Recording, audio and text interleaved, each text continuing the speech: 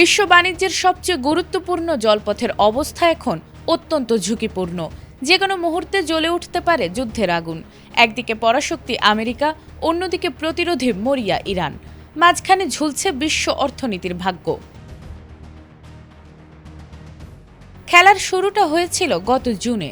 অনেক টানাপোড়েনের পর হরমুজ প্রণালীর নিয়ন্ত্রণ নিয়ে দুই দেশের মধ্যে একটি সমঝোতা স্মারক সই হয়েছিল, কিন্তু সেই শান্তি স্থায়ী হলো কই? মাত্র এক মাসের মাথায় জুলাইয়ে ভেঙে যায় সেই চুক্তি, আর চুক্তি ভাঙতেই অ্যাকশনে নামে মার্কিন সামরিক বাহিনী। ইরানের বন্দরগুলোর উপর চারদিক থেকে দেয়া হয় কঠোর নৌ অবরোধ। সেন্টকমের দাবি, অবরোধের পর থেকে এ পর্যন্ত তারা অন্তত ৪৪টি জাহাজের গতিপথ ঘুরিয়ে দিয়েছে, ২টি জাহাজকে পুরোপুরি অচল করেছে এবং আরও ২টি জাহাজে সাঁড়াশি অভিযান চালিয়ে নিজেদের নিয়ন্ত্রণে নিয়েছে।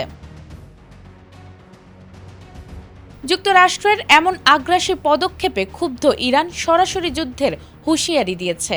ইরানের সর্বোচ্চ নেতার সামরিক উপদেষ্টা মোহসেন রেজাই ওয়াশিংটনকে আলটিমেটাম দিয়ে বলেছেন, আধুনিক জেনারেল হাসপাতাল ও উন্নত প্রযুক্তি এবং অভিজ্ঞ চিকিৎসক দলের নিরলস প্রচেষ্টায় আমরা আছি আপনার পাশে। ডেল্টা হাসপাতাল, মায়ের মতোই যত্নশীল। অবরোধ অব্যাহত থাকলে এবং হরমুজ প্রণালীতে মার্কিন পাহারায় বিকল্প করিডোর খোলার চেষ্টা হলে তা যে কোনো মূল্যে রুখে দেয়া হবে।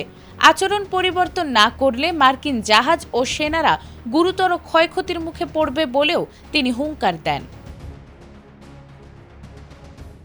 তেহরান মার্কিন অবরোধকে সরাসরি যুদ্ধ ঘোষণা হিসেবে দেখছে এবং এর জবাবে হরমুজ প্রণালী বন্ধের সামরিক ছক কষছে ইরান। এতে বিশ্ববাজারের ২০% তেল গ্যাস সরবরাহ আটকে যাবে। এছাড়া ড্রোন, মাইন হামলা এবং প্রক্সি গ্রুপ ব্যবহার করে আন্তর্জাতিক নৌপথ অচল করার ক্ষমতা তেহরানের রয়েছে, যার চড়া মূল্য দিতে হবে বিশ্ব অর্থনীতিকে। তবে কি এখনই শুরু হচ্ছে যুদ্ধ? কূটনৈতিক সূত্রগুলো বলছে আপাতত দুই পক্ষই পর্দার আড়ালে একটি সাময়িক সমঝোতার পথে হাঁটছে, যাতে পরিস্থিতি নিয়ন্ত্রণের বাইরে চলে না যায়। কিন্তু পর্দার পেছনে আলোচনা চললেও দুই দেশের মৌলিক দ্বিমতগুলো এতই গভীর যে দীর্ঘমেয়াদী কোনো চুক্তি বা স্থায়ী যুদ্ধবিরতির সম্ভাবনা খুবই ক্ষীণ।